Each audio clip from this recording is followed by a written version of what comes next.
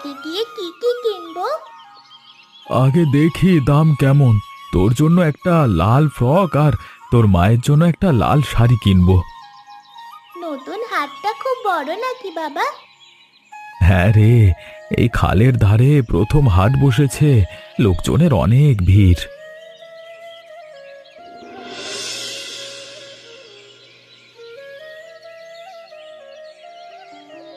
বাবা, ওরা কেন জোরে জোরে কথা বলছে গো?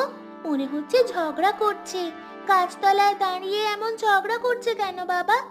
একজনকে দেখে আমি চিনতে পেরেছি, আমাদের পাড়ার বিমল কাকা। চুপ কর মা, আমরা চুপচাপ এখানে দাঁড়িয়ে থাকি, তুই ওইদিকে একদম তাকাস না। বাবা, এ কি হলো বাবা? বিমল কাকা ওই লোকটার পেটে ছুরি ফুটিয়ে দিল। বিমল কাকা তো একদম ভালো মানুষ না। চুপ, তাকাস না, চোখ বন্ধ কর।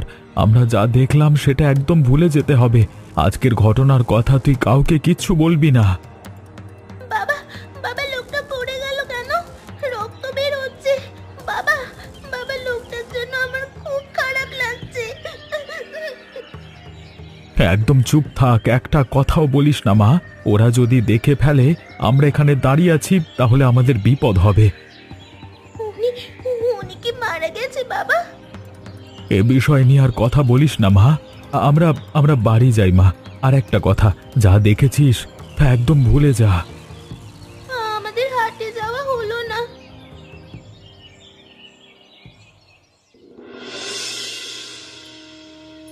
তোর বাবা আমাদের ছেড়ে এইভাবে চলে যাবে, আমরা কখনো ভাবতেও পারিনি। আমার বাবা একদম সুস্থ মানুষ, কোনো দিন অসুস্থ হতে দেখিনি। হঠাৎ হঠাৎ কি এমন হয়েছিল বাবার যে অসুস্থ হয়ে একেবারে না ফেরার দেশে চলে গেল? তোর বিমল কাকা তো বলছিল হঠাৎ করে নাকি বুকে ব্যথা হচ্ছিল, তারপর নাকি ডাক্তারের কাছে নিয়ে যাওয়ারও সময় পায়নি। বাবাকে তুমি দেশের বাইরে পাঠিয়ে একদম ঠিক করনি। দেশে থাকলে বাবার মৃতদেহটা তো শেষবারের মতো দেখতে পেতাম, সেটাও আর হলো না। তোর বাবা তো বলছিল জরুরি কাজের জন্য যেতেই হবে, সাথে বিমলও থাকবে। হঠাৎ করে বিমল কাকা সকালে এসে খবর দিলে আমার বাবা আর বেঁচে নেই। এইটা কি মেনে নেওয়া যায়? কি যে হলো কিছুই তো বুঝতে পারছি না।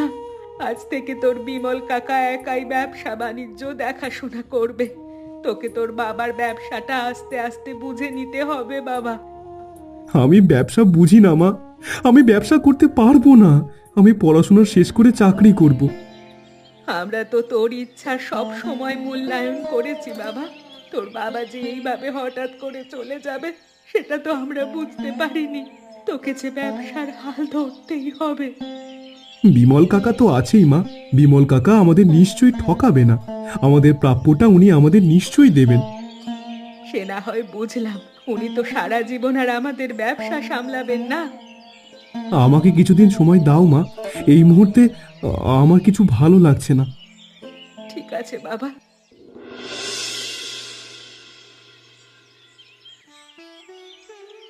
কিরে, তুই আমাদের শিমুলের মেয়ে না? অনেক বড় হয়ে গেছিস তো। সময় কিভাবে চলে যাচ্ছে তোকে দেখে বুঝতে পারছি। এই তো আমার চোখের সামনে তুই জন্মগ্রহণ করলি, দেখতে দেখতে স্কুলে যাওয়ার বয়স হয়ে গেছে। কাকা, আমি বাড়ি যাচ্ছি, আমাকে যেতে দেন। আরে থাম থাম, তোর সাথে একটু কথা আছে। কোন ক্লাসে পড়িস এখন? ক্লাস 5 কাকা। ভয় পাচ্ছিস নাকি আমাকে দেখে? আমি তো তোর বাবার খুব কাছের মানুষ। কাকা, আমি কিছু দেখিনি, সেদিন আমি কিছুই দেখিনি। এ কথাটাই তো আমি শুনতে চাচ্ছিলাম। মনে রাখবি, তুই কিছু দেখিসনি, কিছু জানিসনি, বুঝেছিস? ছোট মানুষ, এসব ঝামেলা মাথায় রাখবার দরকার নেই। দয়া করে আমাকে যেতে দিন। আমি জানি তুই আর তোর বাবা সেদিন অনেক কিছু দেখেছিস। তোদের মুখ দিয়ে যদি কোনো কথা বের হয় তাহলে ওই লোকটার মতো অবস্থা করে দেব। আমি কাউকে কিচ্ছু বলবো না কাকা, আমি কথা দিচ্ছি। আমার বাবাও কিছু বলবে না। এই তো ভালো মেয়ে, মনে রাখবি চুপ থাকলেই ভালো থাকবি, নইলে যে তোদের অবস্থা খুব খারাপ হয়ে যাবে। আমার দেরি হয়ে যাচ্ছে। তোর বাবাকে আমার সাথে দেখা করতে বলিস। আমি গেলাম।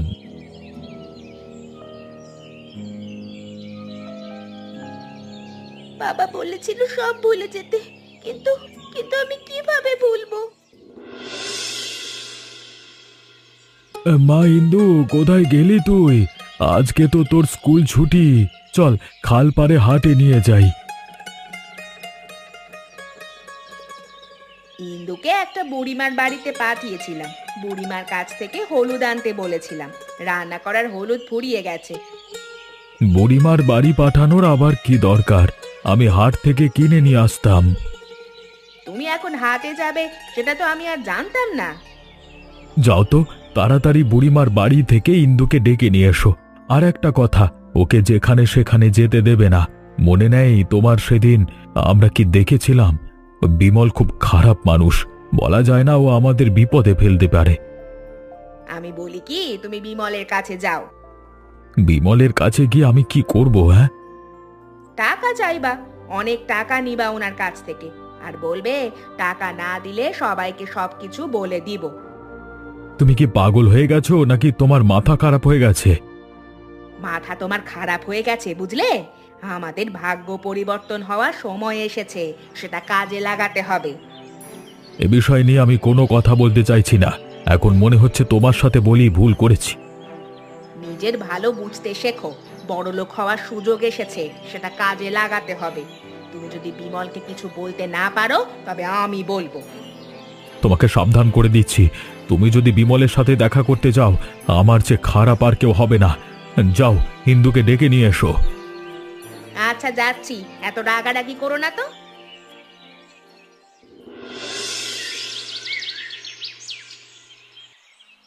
বাবা মারা যাওয়ার খবরটা দিতে আসার পর থেকে বিমল কাকার কোনো খবর নেই। আমরা কেমন আছি, কি করছি, কোনো খোঁজ খবর কেউ নিচ্ছে না। বাবার ব্যবসা বিমল কাকার কাছ থেকে বুঝে নিতে হবে। আমার কেন জানি মনে হচ্ছে বিমল কাকা আমাদের ঠকাচ্ছে। তোর বাবা মারা যাওয়ার পর থেকে ব্যবসাটা বুঝে নিতে বলছি, কিন্তু তুই তো এতদিন আমার কোনো কথাই গুরুত্ব দিসনি। আমি তো বুঝতে পারিনি বিমল কাকা আমাদের সাথে কোনো যোগাযোগ করবে না। বাবার ভাগের অংশের কোনো টাকা বিমল কাকা দিচ্ছে না। আজকেই তোর বিমল কাকার সাথে বোঝাপড়া করতে হবে। বাবা ছোটবেলার বন্ধু। বাবা বেঁচে থাকতে 2 দিন পর পর আমাদের বাড়িতে যেত। দেখে তো মনে হয় ওনার মতো ভালো মানুষ কেউ নেই। ভালো মানুষ না হলে তো বাবার সাথে কখনো বন্ধুত্ব হতো না। তাহলে আমাদের সাথে এমন করছে কেন? একসাথে ব্যবসা করত, আমাদের বাগের টাকা তো দিয়ে দিতে পারে। বাবা মারা যাওয়ার পর উনি হয়তো আমাদের ঠকাচ্ছে। সকালে তো হবে না বাবা, ব্যবসাটা তো 2 ভাগ তোর বাবার আর 1 ভাগ তোর বিমল কাকার। সে তো আমি জানতাম না মা। আমি তো জানি 2 বন্ধুর ভাগ সমান। ব্যবসাটা আজকেই ভালো করে বুঝে নিতে হবে, নইলে আমাদের ব্যবসা হাতছাড়া হয়ে যাবে। আগে থেকে এত কিছু ভেবে রাখা ঠিক মনে হয় না। আগে তো যাই, তারপর দেখি কি বলে।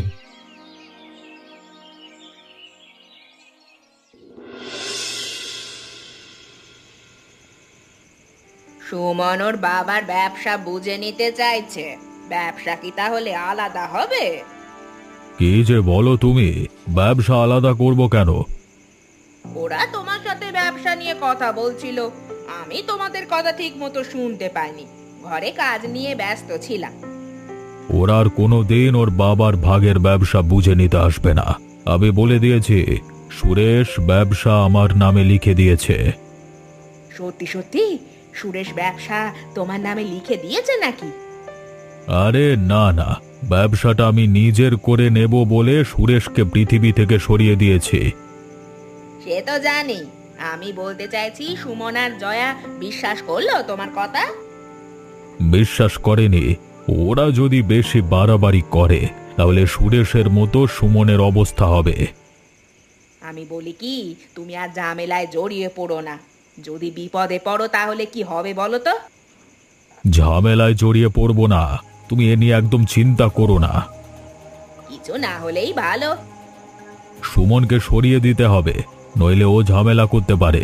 ছেলেটা বেশ চালাক, সহজে ও ছাড়বে বলে মনে হয় না। এই যে তুমি বললে ওরা আর ভাগ চাইতে আসবে না, বাড়িতে হয়তো আসবে না, কিন্তু অন্যভাবে ঠিকই আবার ঝামেলা করতে পারে, থানা পুলিশ করতে পারে। তুমি তুই এত রাতে কোনো দরকারে এসেছিস নাকি? দেখুন, আমি আপনার স্বামীর সব কুকর্ম সম্পর্কে জানতে পেরেছি। আমার কুকর্ম জেনে কি তুমি মহাভারত জয় করে ফেলেছো নাকি?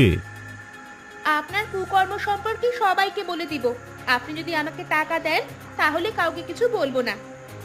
মিনতি, এই মহিলাকে আটকে রাখতে হবে। আমাকে এসেছে হুমকি দিতে। ভালো হবে না বলে দিচ্ছি। আগে তোমার ব্যবস্থা করি, তারপর তোমার স্বামী মেয়ের ব্যবস্থা করব। ও বাবা, মা কি আর কোনোদিন বাড়ি আসবে না? আমাদের না বলে কোথায় চলে গেল মা? তুই কষ্ট পাস না মা, এখন তোর মামা বাড়ি যাচ্ছি, দেখি ওখানে তোর মা গেছে কিনা। মামা বাড়ি গেলে তো মা আমাকে সাথে করে নিয়ে যেত। আমাকে ছাড়া মা কোনোদিন মামার বাড়ি যায়নি। রাতে তোর মা যে কখন গেছে আমি একদম বুঝতে পারিনি। আমি বুঝতে পারলি কি যেতে দিতাম? ও বাবা, আমার মায়ের কোনো বিপদ হয়নি তো? তুই একদম চিন্তা করিস না মা, যেভাবেই হোক তোর মাকে আমি খুঁজে বের করব। আমাদের আর কোনোদিন খালপাড়ের হাটে যাওয়া হবে না। হবে রে মা, খালপাড়ের হাট থেকে তোর জন্য নতুন জামা কিনে দেব। আমার নতুন কোনো জামা লাগবে না বাবা। মাকে খুঁজে পেলে আমার আর কোনো দুঃখ থাকবে না। তোর মায়ের কিছু হবে না, মায়ের জন্য তোর খুব কষ্ট হচ্ছে তাই না মা? মাকে ছাড়া কোনো দিন থাকিনি তো, তাই খুব কষ্ট হচ্ছে। তোর মামা বাড়ি নিশ্চিত তোর মা আছে। গতকাল রাতে আমার সাথে একটু রাগারাগি হয়েছিল, তাই হয়তো রাগ করে চলে গেছে। তোমার সাথে মা রাগারাগি হলেও তো কোনোদিন বাড়ি ছেড়ে চলে যায়নি মা।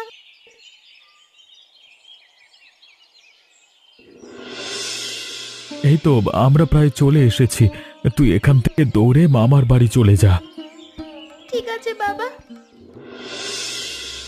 এখানেই তো বিমল কাকা আমাদের আসতে বলেছিল, এত দেরি করছে কেন কিছুই তো বুঝতে পারছি না।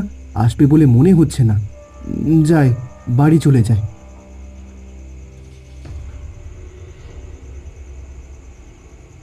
এই তো বাবা, আমি চলে এসেছি। তোমাকে অনেকক্ষণ ধরে দাঁড় করিয়ে রাখলাম, একটা কাজের জন্য আসতে দেরি হয়ে গেল। ঠিক আছে কাকা, কোনো সমস্যা না। কাকা, আমার বাবা আপনার কাছে ব্যবসার ভাগ বিক্রি করে দিয়েছে, তার একটা প্রমাণ দেখতে চায়। আমি তাহলে তোমাদের সাথে মিথ্যে বলছি? এই নাও বাবা 20,000 টাকা, দয়া করে দিলাম, এটা নিয়ে যাও। 20,000 টাকা? এই টাকা দিয়ে কি করব?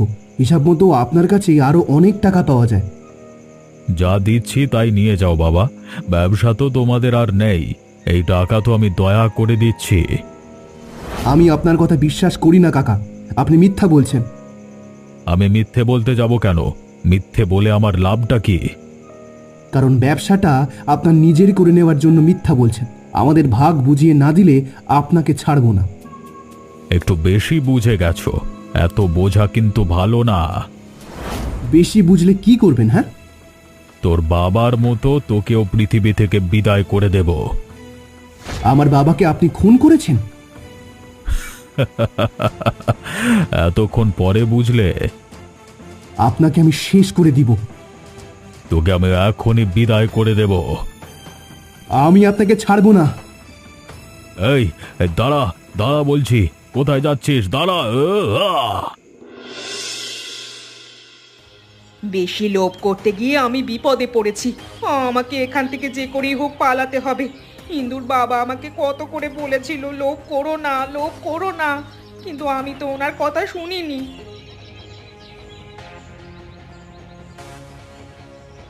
এই বাড়ি একবার যে আসে সে আর বার হতে পারে না।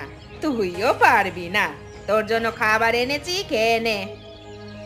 আমাকে ছেড়ে দিন, আমার ছোট্ট মেয়েটা আমাকে ছাড়া থাকতে পারে না। এখানে আসার আগে মেয়ের কথা মাথায় ছিল না নাকি? আমি কাউকে কিচ্ছু বলবো না, আমাকে কোনো টাকা দিতেও হবে না। ভালো করে খেয়ে নে, আজকে তো শেষ রাত। আমাদের বাড়ির পিছনে বিষাক্ত জলের পুকুর আছে, আজকে রাতে তোকে সেই জলেই ফেলে দেওয়া হবে। আপনারা কি মানুষ? আপনারা যা করেন সে তো অমানুষের কাজ। এই, এত কথা তোকে কে বলতে বলেছে? হ্যাঁ, একদম চুপ থাক। আপনাদের কপালে না দুঃখ আছে। আবার কথা বলে? এবার কিন্তু গলা টিপে দিব। বিমল বাড়ি আসুক, তোর কি হাল করি দেখ। রাতে বাড়ি আসার সাথে সাথে তোকে আগে বিষাক্ত জলে ফেলবো। বিমল এখন বাড়ি নেই, তাহলে পালিয়ে যাওয়ার এখনই সুযোগ। কিরে, চুপচাপ কি ভাবছিস? হ্যাঁ, কই দেন, আমি খেয়ে নিই। ও বাবা গো, মরে গেলাম গো, মরে গেলাম। ওকে, তোকে আমি এখনই শেষ করে দিব।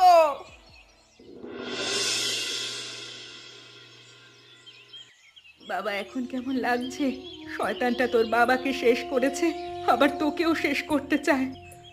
ছুরি আমার হাতে লেগেছিল বলে বেঁচে আছি, নইলে আমিও বাবার মতো চলে যেতাম। এমন কথা মুখে আনবি না বাবা, তোর কিছু হলে আমি যে একেবারে শেষ হয়ে যেতাম। বিমল কাকার শয়তানি সবাই জেনে গেছে, বিমল কাকা আর বাঁচতে পারবে না। ওই শয়তানের অনেক ক্ষমতা, পুলিশকে টাকা দিয়ে কিনে নিতে পারে। সব পুলিশ একরকম না মা, ভালো পুলিশও আছে, তবে একটা খারাপ খবর আছে। আমার এক বন্ধু এসে বলল গতকাল রাতে নাকি বিমল কাকা আর ওনার বউ পালিয়ে গেছে। তাহলে তোর বাবার খুনির বিচার হবে না? হবে মা, পালিয়ে যাবে কোথায়? যেখানেই যাক না কেন পুলিশ শয়তানটাকে ধরে নিয়ে আসবে। তাছাড়া আমার বাবার খুনের সাক্ষী দেওয়ার জন্য লোক আছে। কে? সাক্ষী প্রমাণ থাকলে তো দ্রুত খুনির বিচার হবে। আমাদের গ্রামের পলাশ আর ওনার মেয়ে বাবাকে খুন হতে দেখেছিল, ভয়ে এতদিন কাউকে কিছু বলতে পারেনি। এখন ওনারা মুখ খুলতে রাজি হয়েছে। যাক বাবা, ভালোই হলো, তবে খুনি ধরা পড়লে হলো। ধরা পড়বে মা, এইবার এই শয়তান শাস্তি পাবে। পাপ করে হয়তো কিছুদিন ভালো থাকা যায়, কিন্তু একদিন না একদিন তার শাস্তি পেতেই হয়। বাবা তুই বিশ্রাম কর, আমি তোর জন্য খাবার নিয়ে আসি। ঠিক আছে যাও, পারলে আজ একবার পলাশের সাথে দেখা করো। হ্যাঁ করব। আমাকে তোমরা ক্ষমা করে দাও, সেদিন রাতে ওই শয়তান বিমলের বাড়ি যাওয়া আমার একদম ঠিক হয়নি। তোমাকে বারবার নিষেধ করবার পরও আমার কথা একদম শোনোনি। আমার কথা শুনলে তুমি বিপদে পড়তে না।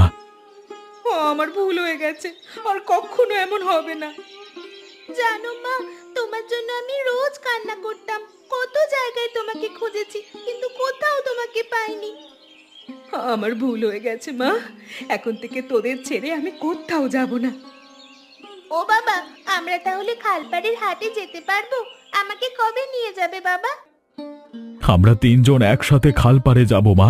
এবার তুই আমাকে একটা কাজ করে দে তো মা। কি কাজ বাবা?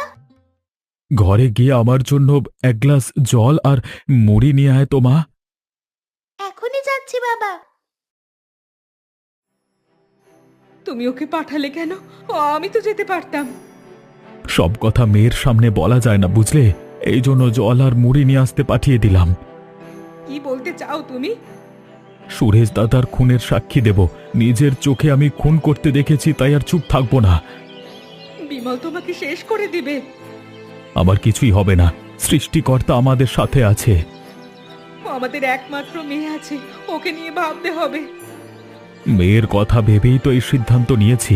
আমি যদি সাক্ষী না দিই সারা জীবন অপরাধ বোধে ভুগতে হবে।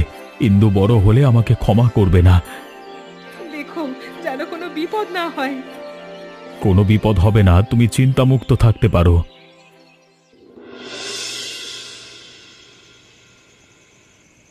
আমাদের কি এইভাবে পালিয়ে পালিয়ে থাকতে হবে? পাপ একটু কম করলে ভালো হতো, বুঝলে? আরে তুমি এত চিন্তা করছো কেন? আমরা একবার যদি দেশের বাইরে যেতে পারি কেউ আমাদের আর ধরতে পারবে না।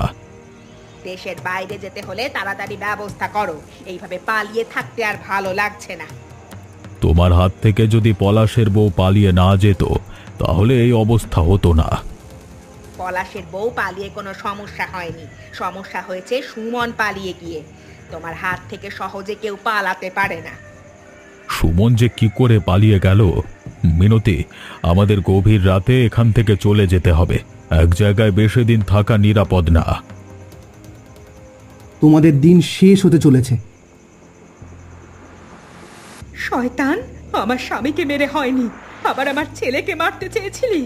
তোকে তোকে আমি জীবিত মাটিতে পুঁতে রাখবো। আমাকে আর কষ্ট করতে হলো না, মা আর ছেলে এসে নিজেরাই ধরা দিয়েছে। শয়তান, তোকে আমি নিজের হাতে শেষ করে দিব। মা, তুমি মাথা ঠান্ডা করো, ও এমনিতেই বাঁচতে পারবে না। এ জায়গা তোমরা কি করে চিনলে? তোমরা জানো না আমি কি করতে পারি?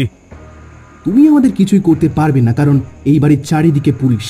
তোমাকে এবার ফাঁসির দড়িতে ঝুলতে হবে। অবশেষে তোর বাবার খুনের বিচার হবে। একদম।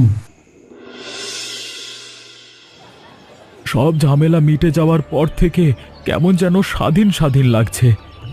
হ্যাঁ গো, তুমি ঠিক বলেছো। যাগ্গে এসব কথা থাক, তোমরা কে কি নেবে বলো। ও বাবা, কত বড় হাত! আমাকে একটা পুতুল কিনে দিবে বাবা?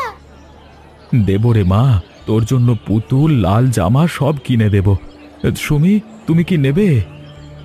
আমার কিচ্ছু লাগবে না গো, তুমি ইন্দুকে কিনে দাও, তাতেই হয়ে যাবে। ওইদিকে চলো দেখি, মেয়েদের জামা বিক্রি হচ্ছে। বাবা, পরে কিনবো, আগে ঘুরে ঘুরে একটু দেখে নি। সে কবে থেকে মেয়েকে নিয়ে আসবো করছি, কিন্তু আর আশা হয়ে ওঠে না। শয়তানগুলো ধরা পড়েছে বলেই আমরা বার হতে পারলাম, নইলে ঘরে বন্দি হয়ে থাকতে হতো। অপরাধ করে সারা জীবন ভালো থাকা যায় না সুমি, একদিন না একদিন এর শাস্তি তো পেতেই হতো। তবে ওরা এত তাড়াতাড়ি ধরা পড়বে এ আমি কল্পনাও করিনি। বাবা দেখো, ওইদিকে নাগরদোলা, আমি নাগরদোলায় উঠবো।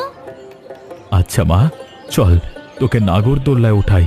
সুমি চলো ওইদিকে যাই, আজকে ইন্দুর সব ইচ্ছে পূরণ করব।